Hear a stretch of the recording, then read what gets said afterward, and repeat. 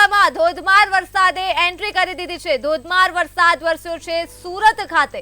વરસાદને લઈ વિગતો સામે આવી રહી છે। આ સાથે જ ઓલપાડ મુખ્ય બજારમાં પણ પાણી ભરાઈ ચૂક્યા છે। સુરત ખાતે તો પોસ્ટ ઓફિસના કમ્પાઉન્ડમાં પણ પાણી ભરાયા છે। ઢીંચણસમાં પાણી ભરાયા છે। આ સાથે જ વિગતો મળી રહી છે વાહન ચાલકો પણ ભારે પરેશાન થઈ રહ્યા છે। તો સુરતથી વરસાદને લઈ માહિતી મળી રહી છે। ઓલપાડમાં 3 ઇંચ વરસાદ વરસ્યો છે। ઓલપાડના મુખ્ય બજારમાં પાણી ભરાઈ ગયા છે તો પોસ્ટ ઓફિસના કમ્પાઉન્ડમાં પણ પાણી ભરાઈ ગયા છે। પાણી ભરાતા જ લોકોને ભારે હાલાકીનો સામનો કરવો પડી રહ્યો છે। ઢીંચણસમાં પાણી ભરાઈ ગયા છે।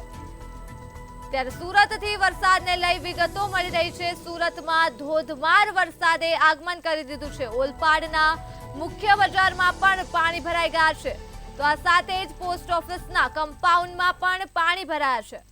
વરસી રહ્યો છે। વરસાદને લઈને સમગ્ર દક્ષિણ ગુજરાતમાં આજે વહેલી સવારથી ધોધમાર વરસાદ વરસી રહ્યો છે। વરસાદને લઈને નીચાણવાળા વિસ્તારમાં પાણી ભરાઈ ગયા છે ત્યારે સુરત ગ્રામ્ય વિસ્તારમાં પણ વહેલી સવારથી ધોધમાર વરસાદ વરસી રહ્યો છે। ઓલપાડ તાલુકાની જો વાત કરવામાં આવે તો ઓલપાડ તાલુકામાં પણ વહેલી સવારથી વરસાદ વરસી રહ્યો છે। દ્રશ્યમાં જોઈ શકો છો કે ઓલપાડના જે મુખ્ય બજાર છે, જે પોલીસ સ્ટેશન, પોસ્ટ ઓફિસ તરફ જવાનો રસ્તો છે, ત્યાં જે નીચાણવાળો વિસ્તાર છે, માર્ગ છે, તે માર્ગ ઉપર પાણી ભરાઈ ગયા છે। ઘૂંટણ જેટલા સમા પાણી ભરાઈ જવાથી વાહન ચાલકોને મુશ્કેલીનો સામનો કરવાની નોબત આવી રહી છે।